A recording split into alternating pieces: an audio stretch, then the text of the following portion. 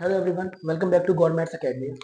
आज की क्लास में हम अपना chapter number 2 of class 9 polynomials को स्टार्ट करेंगे। इससे पहले हम चैप्टर नंबर 1 रियल नंबर्स को पूरा कंप्लीट कर चुके हैं। हर टाइप के उसमें क्वेश्चंस कर चुके हैं।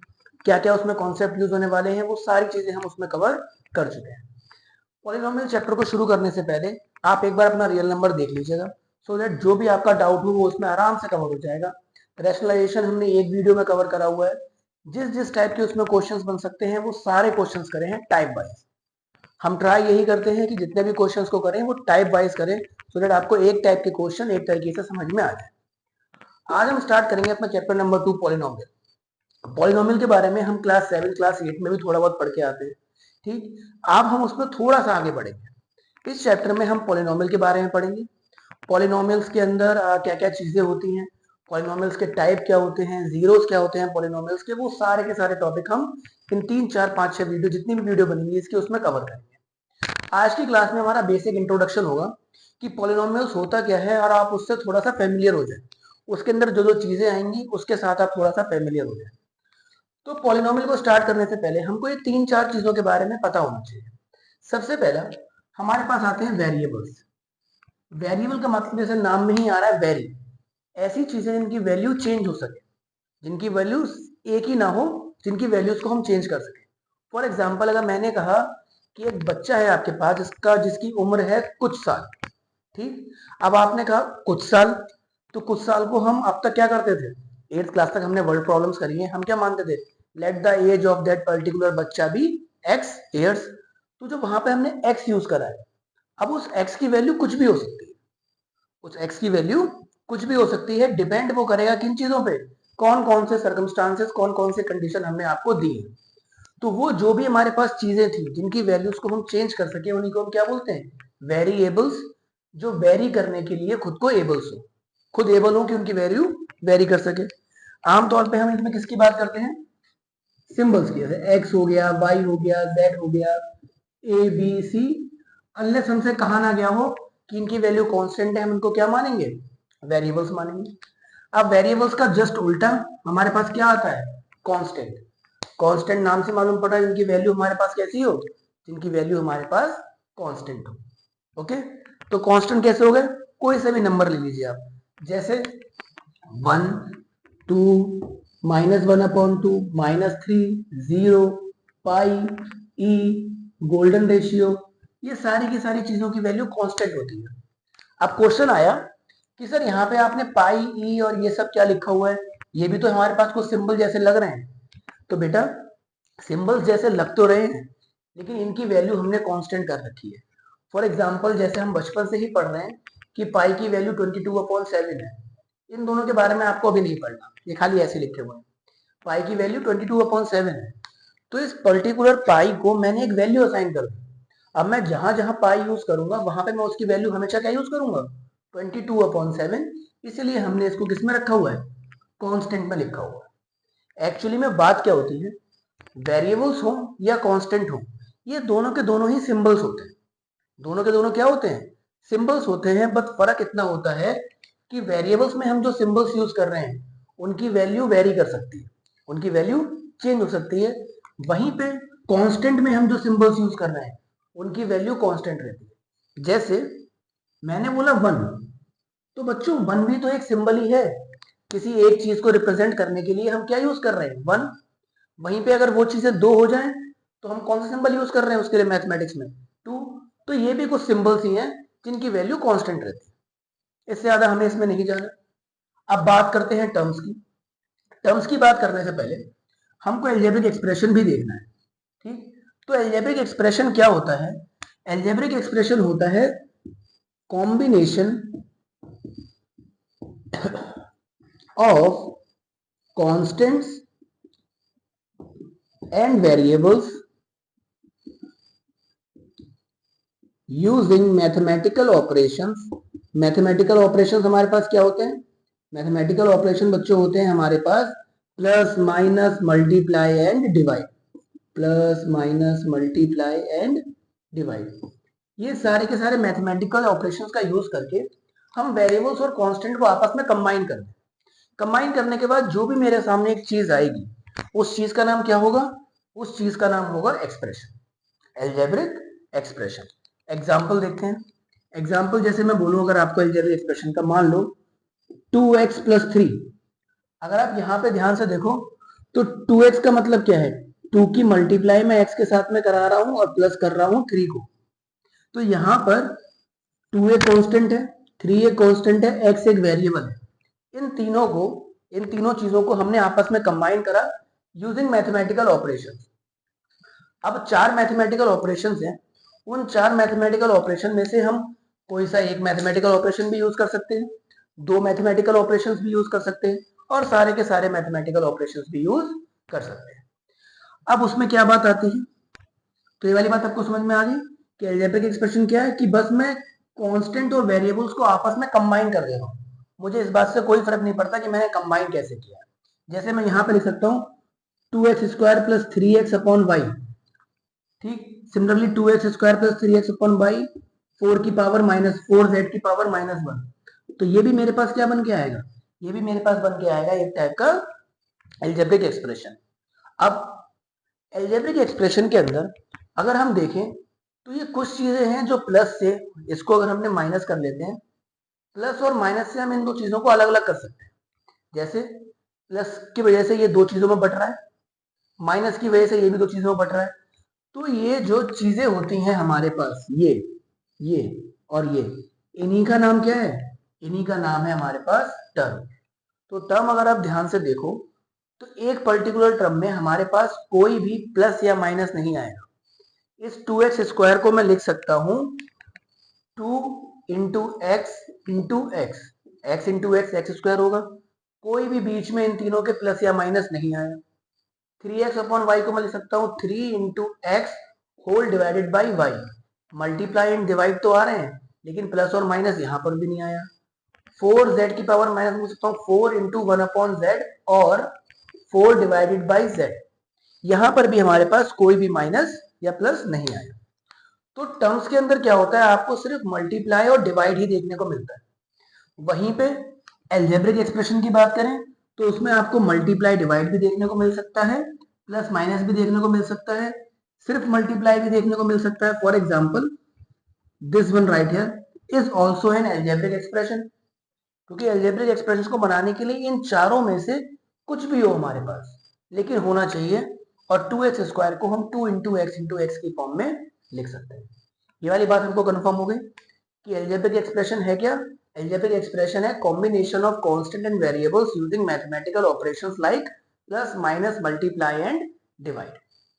अब होता क्या है, हमको याद कैसे रखना है, ये जो पॉलिनोमियल है आपके 9th क्लास में या हम 10th क्लास में भी देखेंगे तो ऐसे क्वेश्चन आपको एमसीक्यू में एक दो देखने को मिल जाएंगे। अलजेब्रिक एक्सप्रेशन का छोटा सा बच्चा है कौन, पॉलिनोमियल। कैसे, देखो अलजेब्रिक एक्सप्रेशन में मैंने अभी देखा कि यहां पर ये चीज बन के आई थी। अब एक बार जरा इसको बता के हम दोबारा से पूरी बात समझते हैं।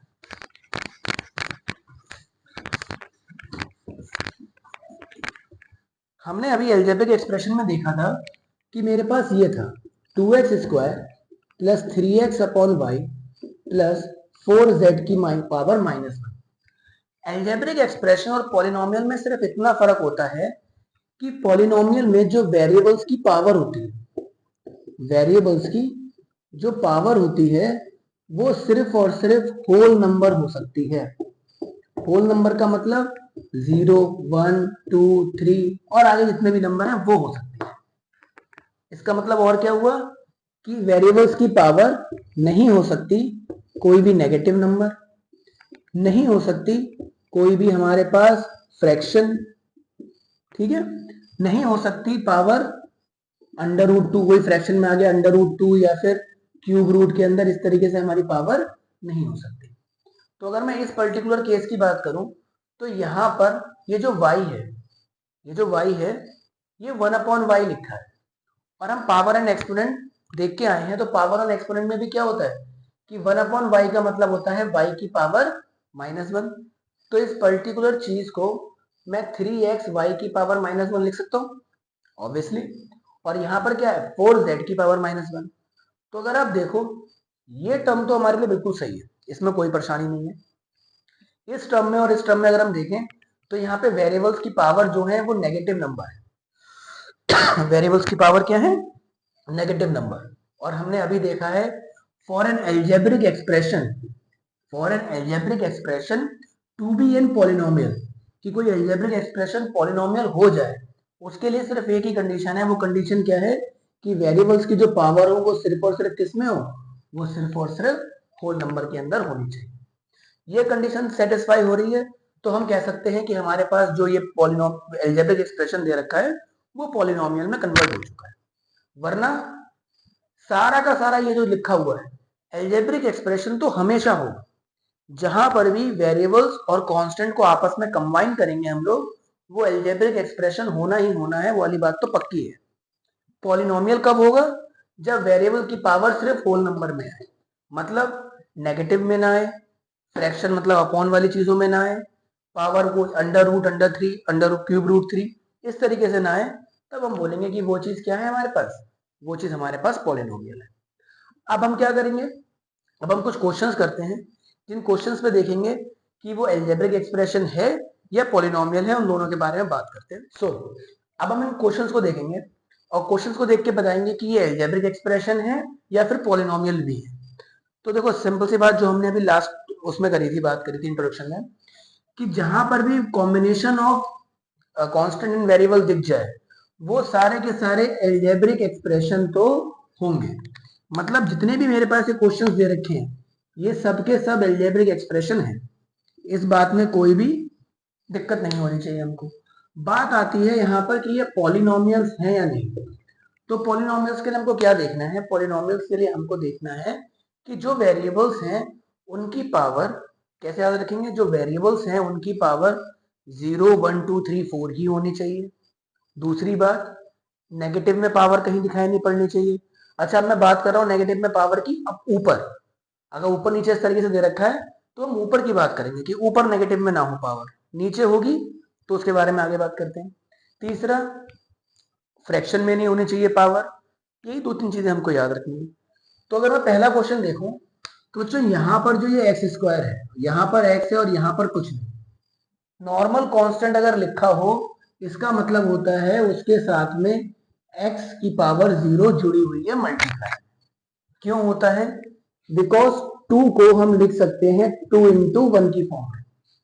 ये अभी हम जब टाइप्स ऑफ पॉलिनोमियल्स पढ़ेंगे तब इसको और डिटेल में समझेंगे। 2 को हम क्या लिख सकते हैं? 2 इंटू 1 की फॉर्म में लिख सकते हैं। और किसी भी चीज की पावर 0 अगर हम कर दें तो वो हमारा 1 के बराबर हो जाता है। हमने प्रॉपर्टी पढ़ी है पावर एक्सपोनेंट में कि a की पावर 0 इक्वल्स टू 1, तो x की पावर 0 भी 1 होगी। Hence we can write 2 as 2 into x की power 0। Similarly we can write any constant number as this. दुनिया में कोई सा भी कांस्टेंट नंबर होगा हम उसको इस फॉर्म में आराम से लिख सकते हैं। तो जैसे यहाँ पे 4 है तो ये 4x 0 हो सकता है, यहाँ पर हमारे पास 4 है, ये भी 4x 0 हो सकता है, 3x की पावर 0 आराम से कर सकते हैं। तो देखा, यहाँ पर वेरिएबल की पावर +2, यहाँ पर कुछ नहीं मतलब +1 और यहाँ पर 0, होल नंबर पावर आ रही है, इट इज अ पॉलिनोमियल, कोई दिक्कत नहीं। यहाँ पर आए, ये चीज अपॉन में है, इससे कोई फर्क नहीं पड़ता, ये चीज अपॉन में है, इससे कोई फर्क नहीं पड़ने वाला। सिर्फ वेरिएबल को देखना है हमको, पावर कितनी है 3, यहाँ पावर कितनी है 0, होल नंबर में है, चलो भाई पॉलिनोमियल हो गया। इसको देखो, अब क्वेश्चन कुछ ऐसे भी आएंगे जो उनको डायरेक्टली देख के पता नहीं लगेंगे, हमें उनको सॉल्व करना पड़ेगा। हम देखेंगे कि क्वेश्चंस को सॉल्व कैसे कर सकते हैं। अगर मैं बात करूं तो यहाँ पर x है पावर 1, कोई परेशानी नहीं है। यहाँ पर x है पावर 1, देख के तो हमको लग रहा है कि भैया बिल्कुल इस तरीके से होगा, ये भी पॉलिनोमियल होगा। लेकिन मैंने शुरुआत में ही आपसे कही थी कि वेरिएबल नीचे नहीं आना चाहिए। अगर वेरिएबल नीचे आ गया तो उस केस में क्या हो जाएगा? उस केस में ये हमारा पॉलिनोमियल नहीं रहेगा। क्यों? क्योंकि अब इसी चीज को मैं लिख सकता हूँ x प्लस एक्स की पावर -1, जो भी हमने कुछ देर पहले देखा था कि 1/x को हम x की पावर -1 लिख सकते हैं। Since power is negative hence it is not a polynomial. इसकी बात करते हैं, सॉल्व करना पड़ेगा। देखो सॉल्व कैसे करते हैं। a प्लस बी के होल स्क्वायर जैसी ये चीज बनती हुई नजर आ रही है, मतलब मैं इसमें a प्लस बी का होल स्क्वायर लगा सकता हूँ। फॉर्मूला होता है उसका a square plus b square plus 2a into b के बराबर। यहां पर इससे कट जाएगा, x square plus 1/x² plus 2 इसका आंसर आ गया इस पूरे के पूरे एक्सप्रेशन का। अब क्या हुआ, एक्स स्क्वायर प्लस 1/x² को मैं x की पावर -2 भी लिख सकता हूं। जैसे 1/x को x की पावर -1 लिखा है, वैसे ही 1/x² को x की पावर -2 हमने लिखा, और 2 हमारे पास प्लस में चल ही रहा है।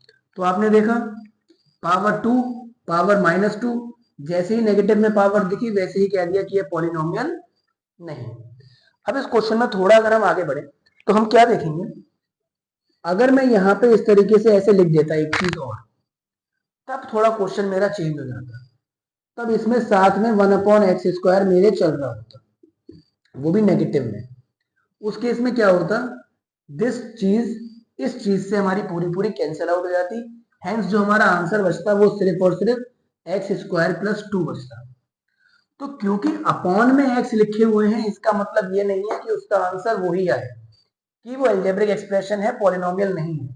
हमें इन चीजों को सॉल्व भी करना पड़ सकता है। तो इस पर्टिकुलर केस में तो वो अलजेब्रिक एक्सप्रेशन भी होगा और पॉलिनोमियल भी होगा, लेकिन अगर मैं इसको हटा दूं, ओरिजिनल क्वेश्चन की बात करूं, तो वो पॉलिनोमियल नहीं है। यहां पर आते हैं, x की पावर 0, यहां पर कोई परेशानी नहीं है। यहां देखा तो यहां पर √x, √x का मतलब होता है कि x की पावर है 1/2 विच इज अ फ्रैक्शन, और फ्रैक्शन आते ही हम इसको कैंसिल कर देंगे। अच्छा, अगर मैं क्वेश्चन को थोड़ा सा चेंज कर दूं, अब इस वाले को मैं लिख दूं √3x प्लस 4, तब भैया ये पॉलिनोमियल होगा। क्यों होगा सर, रूट तो यहाँ पे भी आ रहा है। तो दोबारा बेसिक पे जाएंगे कि हमको जो पावर चेक करनी है, जो भी कुछ चेक करना है, वो सिर्फ वेरिएबल पे करना है, कांस्टेंट से हमें कोई मतलब नहीं होना चाहिए। इसमें कोई परेशानी नहीं। जैसे ये हमारे पास पॉलिनोमियल नहीं है, वैसे ये भी पॉलिनोमियल नहीं होगा, पावर माइनस में आ गई, चलो ठीक है। अच्छा, अब एक सेकेंड लो सब लोग और देखो, क्या ये मेरे पास पॉलिनोमियल होगा या नहीं होगा। आमतौर पे लगभग 50% बच्चों का आंसर आएगा कि sir it is not a polynomial, क्योंकि y हमारे पास अपॉन में आ रहा है। बट वहां पर हम थोड़ा सा गलत हो जाएंगे। गलत क्यों होंगे देखते हैं। गलत हम इसलिए हो जाएंगे क्योंकि मैंने कहा है अगर क्वेश्चन सॉल्व हो सकता है तो हम उस क्वेश्चन को सॉल्व करेंगे। इस पर्टिकुलर क्वेश्चन को हम दो तरीके से सॉल्व करके देखते हैं, जो आपके आगे पॉलिनोमियल में काम भी आने वाला है जब हम फैक्टराइजेशन पढ़ेंगे। क्या है, 3xy प्लस yz अपॉन में y चल रहा है। एक काम तो मैं क्या कर सकता हूं कि ऊपर देख रहा हूं, ऊपर दोनों में y कॉमन आ रहा है, तो दोनों में से y कॉमन ले लिया।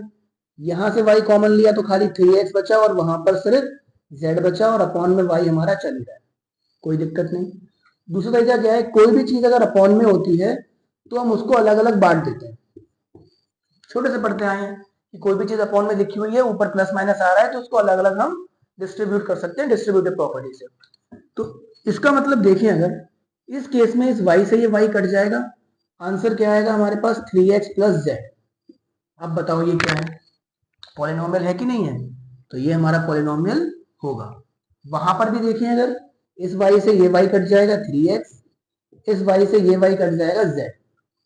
अब भी हमारे पास क्या आ रहा है, पॉलिनोमियल आ रहा है। अब छोटी सी गलती जो ऐसे क्वेश्चंस में बच्चे कर सकते हैं, वो क्या करेंगे कि सर इस y से हम याला y काट दे रहे हैं, बात खत्म हो गई। तो बच्चों ये कंप्लीटली रॉन्ग है। कई सारे बच्चों की कॉपी में हमने देखा है कि वो इस तरह की गलती करते हैं, लेकिन जब भी ऊपर प्लस या माइनस हो तो अपॉन वाली चीज को ऐसे काटते नहीं है। ये सिर्फ कटता है जब यहाँ पर मल्टीप्लाई लगा हुआ, प्लस या माइनस लगा हुआ है, तब यहाँ पे क्या होगा, हमें इसको डिस्ट्रीब्यूट करना पड़ेगा, जैसे मैंने ये करा। डिस्ट्रीब्यूट करने के बाद फिर सिंगल सिंगल टर्म्स को हम आराम से काट सकते हैं, मतलब आपको इसको टर्म्स में बांटना पड़ेगा, है ना। तो ये हमारे पास हो गया पॉलिनोमियल्स के बारे में बेसिक चीजें, कि पॉलिनोमियल और अलजेब्रिक एक्सप्रेशन में डिफरेंस क्या होता है, कैसे आप पहचानेंगे कि पॉलिनोमियल कौन है और कैसे आप पहचानेंगे कि कौन पॉलिनोमियल नहीं। अब हम यहाँ से बात करेंगे पॉलिनोमियल्स के टाइप्स की, जो इंपॉर्टेंट है। मान के चलिए आपके पास एमसीक्यू में कम से कम 1 से 2 क्वेश्चन आपको उसमें देखने को मिलेंगे।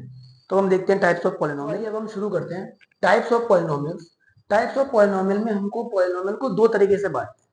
जैसे आप समझने के समझ लीजिए, जैसे हम लोग जब ट्रायंगल्स की बात करते थे, तो ट्रायंगल्स को हम दो तरीके से बांटते थे। एक उनके साइड के अकॉर्डिंग, इक्विलैटरल, आइसोसेलेस, स्केलियन, और एक उनके एंगल्स के अकॉर्डिंग कि acute angle triangle, right angle triangle, obtuse angle triangle. Similarly polynomials को भी हम दो तरीके से बांटते हैं। अब तक हमने जो पॉलिनोमियल में देखा है उसमें दो चीजें देखी हैं।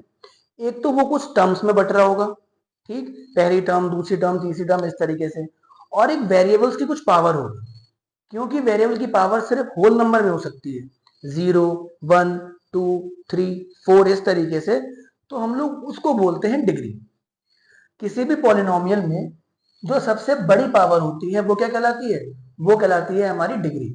जैसे मैं अगर बोल रहा हूं 2x² प्लस 3x प्लस 4, तो इस केस में अगर हम देखें वेरिएबल्स इस टर्म में भी आ रहे हैं, इस टर्म में भी आ रहे हैं और इस टर्म में भी आ रहे हैं। इसमें कैसे आ रहे हैं? x की पावर 0 की फॉर्म में।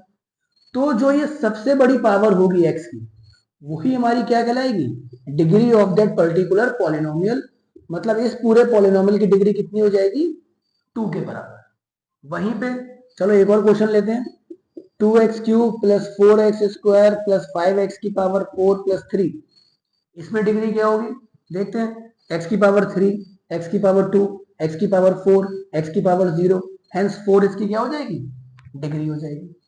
ये तो सिंगल सिंगल वालों की बात होगी। वहीं पे अगर मेरे पास दो दे रखे हो, दो तीन वेरिएबल्स दे रखे हो कंबाइन फॉर्म में, अब बताएं इसकी डिग्री क्या है? तो आप लोग क्या बोलोगे? सर यहाँ पर 1 पावर है, यहाँ पर ही 1 पावर है तीनों की, यहाँ पर 2 पावर है, हेंस इसकी डिग्री कितनी होनी चाहिए? 2। वो हमारा क्या हो जाएगा? वो हमारा हो जाएगा गलत। क्योंकि जब भी दो तीन वेरिएबल्स आपस में दे रखे हो, 2, 3, 4, 5, मतलब एक से ज्यादा वेरिएबल्स की बात चल रही हो, उस केस में हम एक हर टर्म की अगर पावर निकालें, एक पर्टिकुलर टर्म की पावर निकालें, तो वेरिएबल्स की पावर को आपस में ऐड करना पड़ता है। मतलब इस पूरी टर्म की पावर कितनी है? 1 प्लस 1 2, इसमें तो एक ही आ रहा है तो इसकी 2 ही होगी। 1 प्लस 1 प्लस 1 3, हेंस इस पॉलिनोमियल की जो डिग्री होगी वो कितनी होगी? 3 के बराबर। वहीं पे अगर मैं इस क्वेश्चन को अब चेंज कर दूं, 2 3 2 2 4 या 2 2 2 ही मान लेते हैं, तब भी हम क्या करेंगे? वेरिएबल्स की पावर को ऐड कर देंगे। 2 प्लस 3 5, 2 प्लस 2 प्लस 2 6, और वहां पर 2 है, इस बार इसकी डिग्री कितनी हो गई? 6 के बराबर। तो ये हमारी डिग्री का कॉन्सेप्ट होता है। आपसे पूछ सकते हैं कि पर्टिकुलर क्वेश्चन में पर्टिकुलर पॉलिनोमियल में इसकी डिग्री क्या है, तो डिग्री के लिए आप क्या देखोगे? सबसे हाईएस्ट पावर को हम देखेंगे। अब सीधे आते हैं अपने कॉन्सेप्ट पे। तो बच्चों, सबसे पहला जो हमने बांटा है वो बांटा है नंबर ऑफ टर्म्स के अकॉर्डिंग, मतलब उसके अंदर कितनी टर्म्स आ रही है। मोनो का मतलब होता है एक, बाई का मतलब होता है दो, ट्राई का मतलब होता है तीन, ऐसी चार के लिए टेट्रा, पेंटा, हेप्टा, हम कुछ भी लिख सकते हैं। लेकिन हमें जो अपने सिलेबस में पढ़ना है वो सिर्फ और सिर्फ 1, 2 और 3 के बारे में पढ़ना है। 3 से ऊपर वाली को हम डायरेक्टली पॉलिनोमियल ही नाम दे देंगे। पॉली का मतलब मैनी, जिनके अंदर बहुत सारी टर्म्स हो। 3 से ऊपर वाली टर्म्स को हमने पॉलिनोमियल बोल दिया। तो इसमें होगा क्या? इसमें होगा ये, मोनोमियल का मतलब सिर्फ एक टर्म आ रही है। जैसे मैंने बोला 2x, सिर्फ एक टर्म आ रही है। टर्म क्या था? उनके बीच में प्लस माइनस नहीं होना चाहिए, दो चीजों के बीच में प्लस माइनस नहीं होना चाहिए। तो 2x is a monomial, -2x is also a monomial. क्यों? क्योंकि यहाँ पे हम -2 की बात कर रहे हैं, हम 2 माइनस एक्स या x -2 की बात नहीं कर रहे हैं। 2 -2x का मतलब क्या है? इसका मतलब है -2 की मल्टीप्लाई हम करा रहे हैं x के साथ, where -2 is a constant and x is a variable. और देखते हैं x अकेला, ये भी हमारे लिए मोनोमियल है क्योंकि इसमें एक ही टर्म आ रही है, 1 इंटू एक्स मान सकते हैं इसको। दूसरा हमने बोल दिया x², हमने बोल दिया x³, हमने बोल दिया x की पावर 100। ये सारे के सारे मोनोमियल के एग्जाम्पल हैं। मतलब आपके पास सिर्फ एक टर्म होनी चाहिए, -x², x की पावर -x की पावर 100, कोई फर्क नहीं पड़ता। ये सारे के सारे क्या है? मोनोमियल। अब जैसे अकेला वेरिएबल हो तो उसको भी हम मोनोमियल बोल रहे हैं। सिमिलरली अगर अकेला कांस्टेंट लिखा हुआ हो तो उसको भी हम क्या बोलेंगे? उसको भी हम मोनोमियल बोलेंगे। क्यों?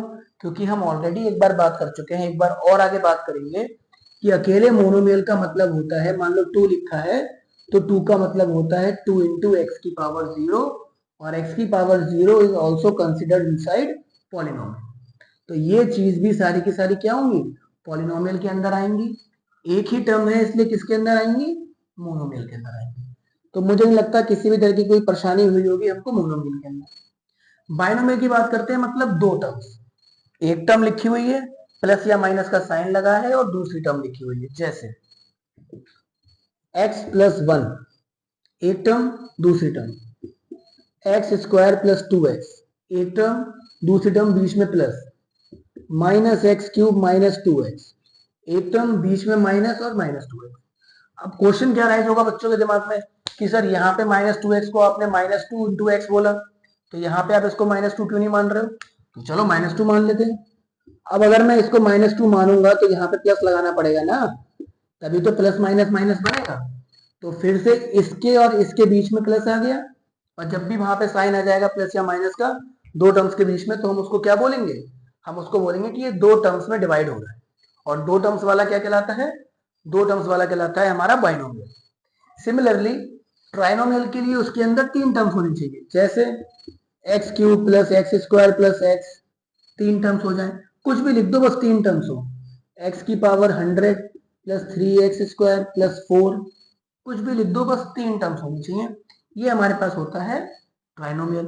पॉलिनोमियल तीन से ज्यादा टर्म्स हटाओ, एक्स की पावर 100, एक्स की पावर 99, एक्स की पावर 98 प्लस 4, तीन से ज्यादा टर्म्स आ रही हैं तो इसको हम बोल देंगे पॉलिनोमियल। तो टर्म्स के आधार पर बांटने के लिए हमको तीन नाम याद रखने हैं। पहले मोनोमियल, बाइनोमियल, ट्राइनोमियल। मोनोमियल का मतलब सिर्फ एक ही टर्म आ रही है, एक के बाद में फिर माइनस ना आए। जैसे पहले माइनस आ रहा है कोई फर्क नहीं पड़ता हमको, लेकिन बाद में माइनस ना आए, जैसे इसमें आया, ठीक है, बाद में नहीं आना चाहिए। कांस्टेंट वालों को भी हम मोनोमियल बोलेंगे, अकेले वेरिएबल वालों को भी हम मोनोमियल ही बोलेंगे, इतना हमको याद रखना है। बाइनोमियल की बात करें तो बाइनोमियल पे हमारे पास दो टर्म्स होंगी, दो चीजें होंगी जिनके बीच में प्लस या फिर माइनस लिखा हुआ हो, बात खत्म, वो मोनो बाइनोमियल। ट्राइनोमियल तीन टर्म्स होंगी, टर्म्स के बारे में हम अच्छे से पढ़ चुके हैं, तो टर्म्स की बात होगी।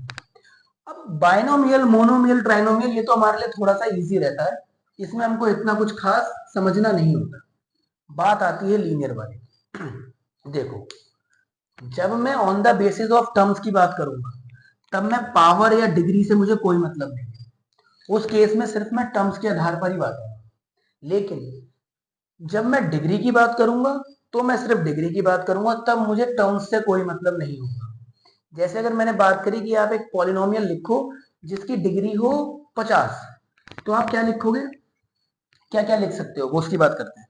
तो हम लिख सकते हैं x की पावर 50, ये भी एक पॉलिनोमियल है, अभी हम देख चुके हैं अकेला वाला भी पॉलिनोमियल होता है। और डिग्री कितनी है इसकी? 50, तो ये भी हमारा पॉलिनोमियल हो गया ऑफ द डिग्री 50। x की पावर 50 प्लस 1, ये भी सेम चीज का पॉलिनोमियल हो गया। x की पावर 50 प्लस 1 प्लस x, ये भी हमारे पास 50 डिग्री का पॉलिनोमियल हो गया। तो हमें डिग्री वाले केस में टर्म से मतलब नहीं है, टर्म्स वाले केस में डिग्री से मतलब नहीं, ठीक है। चलो, सबसे पहले आता है linear. Linear, quadratic, cubic, by quadratic, ये इतना इंपॉर्टेंट नहीं है, ये तीनों हमारे लिए इंपॉर्टेंट है। इसके बाद दो स्पेशल टाइप हम और पढ़ेंगे, वो हमारे लिए सुपर इंपॉर्टेंट है, ठीक है, एमसीक्यू के लिए आए, एमसीक्यू में ही आएगा। लीनियर की अगर हम बात करें तो लीनियर का मतलब होता है जिसकी हमारे पास डिग्री 1 के बराबर हो, मतलब उसमें जो वेरिएबल की पावर हो वो हद से हद कितनी होनी चाहिए? हद से हद 1 होनी चाहिए, 1 से ऊपर ना हो, 1 से छोटी हो जाए। इसका मतलब उसमें जो वेरिएबल्स आ रहे हो वो एक तो इस तरीके से आ रहे हो एक्स की पावर 1 की फॉर्म में, या फिर एक्स की पावर 0 की फॉर्म में आ रहे हो, तब तो हम उसको बोलेंगे लीनियर। लेकिन एक्स की पावर 1 वाला कंपलसरी है कि उसमें एक्स की पावर 1 वाला होना चाहिए, और सबसे मैक्सिमम पावर भी वही होनी चाहिए। देखते हैं कैसे, एग्जाम्पल लेते हैं। एक्स अकेला पॉलिनोमियल है, हाँ सर है। हाईएस्ट पावर कितनी है इसकी? 1, क्योंकि एक ही की बात चल रही है, तो it is a linear polynomial.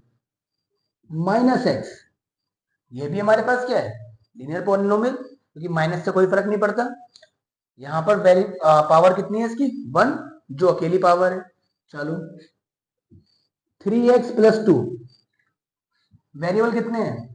यहां पर एक ही वेरिएबल है, इसमें पावर 1 है, और इसको हम लिख सकते हैं 2x 0, जहां पे पावर 0 है, तो ये भी हमारा किस में आएगा? ये भी हमारा लीनियर पॉलिनोमियल में आएगा। 3/2x प्लस 4/2, ये भी हमारा किस में आएगा? लीनियर पॉलिनोमियल में आएगा। इजी सा काम है कि जब भी पावर 1 के बराबर हो उसका मतलब क्या होता है, पावर सॉरी, जब भी डिग्री हमारी पॉलिनोमियल की 1 हो, डिग्री हम बात कर चुके थे अभी, जब भी डिग्री हमारी पॉलिनोमियल की 1 हो तब उस टाइप के पॉलिनोमियल को हम क्या बोलते हैं, लीनियर। सिमिलरली अब अगर मैं डिग्री को कर दूं 2, डिग्री को कितनी कर दूं 2, तब वो क्या बन जाएगा, तब वो बन जाएगा हमारे पास क्वाड्रेटिक। क्वाड्रेटिक का एग्जांपल लेते हैं। एक तो अकेला एक्स स्क्वायर होगा ही होगा, 2x स्क्वायर होगा ही, ये भी क्वाड्रेटिक है। 3x स्क्वायर माइनस का 4x स्क्वायर, ये सारे के सारे क्या हैं, ये सारे के सारे हमारे पास क्वाड्रेटिक हैं। एक और एग्जांपल देखते हैं, x square plus 2x, x square plus 2x minus 1, x square plus x square minus 2, इन सब की बात करते हैं। x की पावर 2, x की पावर 1, हाईएस्ट पावर कौन सी है 2, hence it is a quadratic. x की पावर 2, x की पावर 1, x की power 0, hence it is also a quadratic because the highest power और द डिग्री इज 2। थर्ड की बात करते हैं, x की पावर 0, x की पावर सॉरी x की पावर 2, x की पावर 0, तो हाईएस्ट पावर कौन सी है 2, hence again it is a quadratic polynomial. तो आप देखो, मुझे टर्म से कोई मतलब नहीं पड़ रहा, यहाँ एक ही टर्म थी, यहाँ 2 टर्म आई, यहाँ 2 टर्म आई, यहाँ पे 3 टर्म आई, मुझे कोई फर्क नहीं पड़ता। मुझे देखना क्या है, अगर मैं इनकी बात कर रहा हूं तो मुझे सिर्फ डिग्री से मतलब है। जैसे हमने क्वाड्रेटिक देखे वैसे ही हम क्यूबिक भी बना सकते हैं। हाईएस्ट पावर 3 होनी चाहिए, ये लो,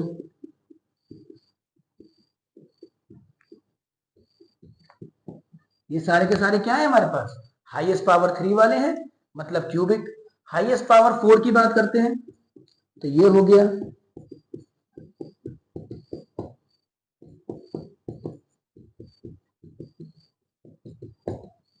ये हमारे पास बाई क्वाड्रेटिक के एग्जांपल है। हाईएस्ट पावर 5 हो, 6 हो, 7 हो, मतलब डिग्री 5 4 6 7 हो, उससे हमको कोई खास लेना देना नहीं है, वो हमारे सिलेबस में नहीं आता। तो हमने देखा, कोई 2 मिनट के अंदर रिवीजन करते हैं कि पॉलिनोमियल्स को हम दो तरीके से बांट सकते हैं, एक on the basis of terms और एक on the basis of degree. Degree का मतलब किसी भी पॉलिनोमियल की हाईएस्ट पावर, ठीक है। टर्म्स के आधार पर बांटने के लिए मोनोमियल जिसमें सिर्फ एक ही टर्म आए, बाइनोमियल जिसमें दो टर्म्स आए, ट्राइनोमियल जिसमें 3 टर्म्स आ रही हो, पॉलिनोमियल जिसमें 3 से ज्यादा टर्म्स आ रही हो।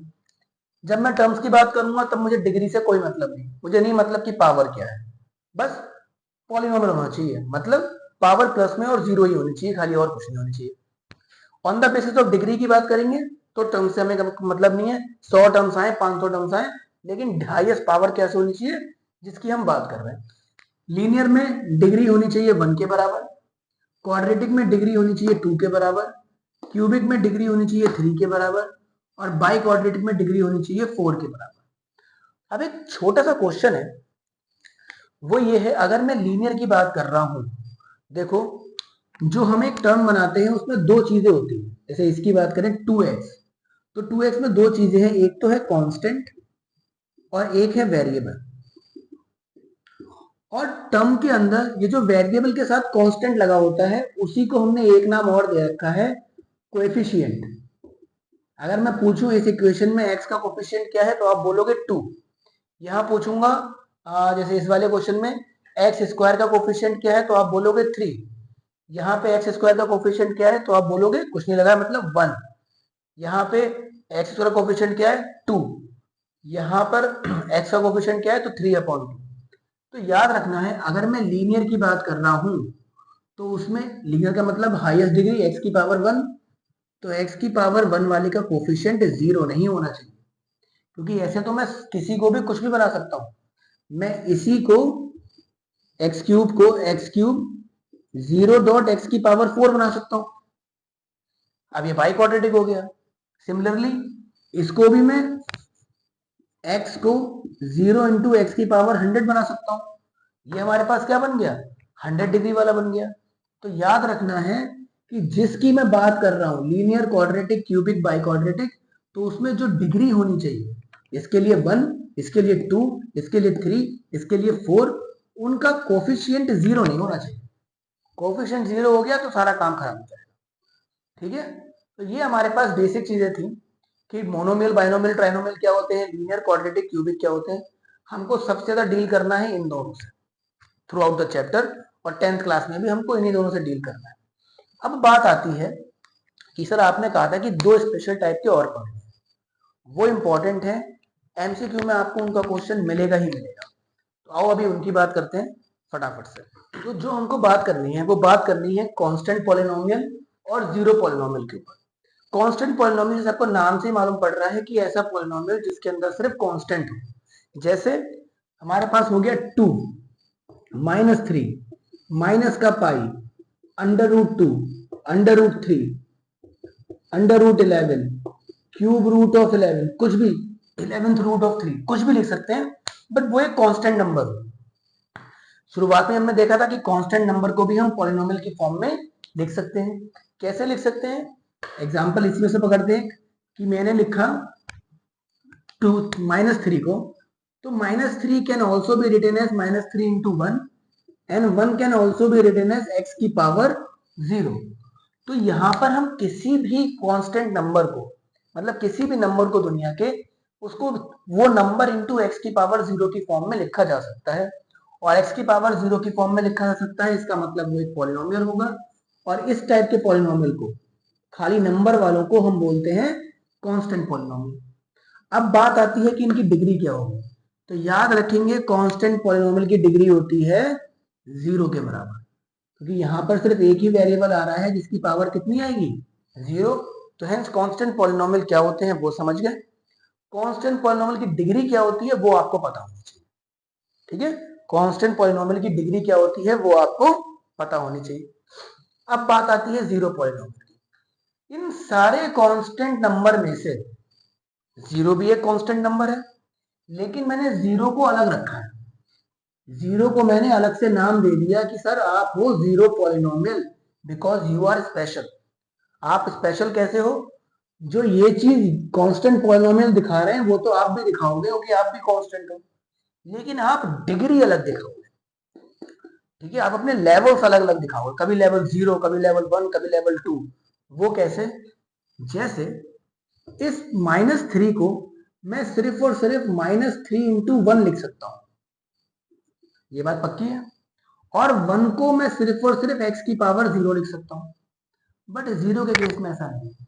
0 को बेटा मैं 0 into 100 भी लिख सकता हूं, 0 into x भी लिख सकता हूं, 0 into x स्क्वायर भी x की पावर 0 भी लिख सकता हूं, 0 into x की पावर 100 भी लिख सकता हूं। कुछ भी आप करोगे आपका आंसर 0 के बराबर ही आएगा हमेशा। Hence 0 can be written as any of these and many more. इनकी तरह भी लिख सकते हैं और इनसे ज्यादा कई चीजों की तरह भी हम उसको लिख सकते हैं। तो एक बात बताओ, पहले वाले केस से तो हमें डिग्री का मालूम पड़ ही था, दूसरे केस से डिग्री 1, डिग्री 0, डिग्री 100, ऐसी डिग्री 99, 1000, लाख, करोड़ कुछ भी हो सकती है। तो क्या डिग्री को आप डिफाइन कर पा रहे हो जीरो पॉलिनोमियल के केस में? सर हम डिफाइन ही नहीं कर पा रहे, हम बता ही नहीं पा रहे कि इसकी डिग्री कौन सी होगी। तो जीरो पॉलिनोमियल में सिंपल सा क्वेश्चन आता है, the degree of zero polynomial is, options होंगे 0, 1, 2, नन ऑफ द अबव, या फिर डायरेक्ट आंसर होगा कैन नॉट डिफाइन। हम इसकी डिग्री को डिफाइन ही नहीं कर पा रहे हैं कि इसकी डिग्री क्या है। ठीक, तो ये हमारे पास टाइप्स थे कि कितने कितने टाइप्स में हम पॉलिनोमियल्स को बांट सकते हैं, पॉलिनोमियल्स होता क्या है। अब इसके बाद में एक छोटा सा टॉपिक और स्टार्ट करेंगे जिसका नाम है जीरोस ऑफ द पॉलिनोमियल। वो काफी इंपॉर्टेंट है।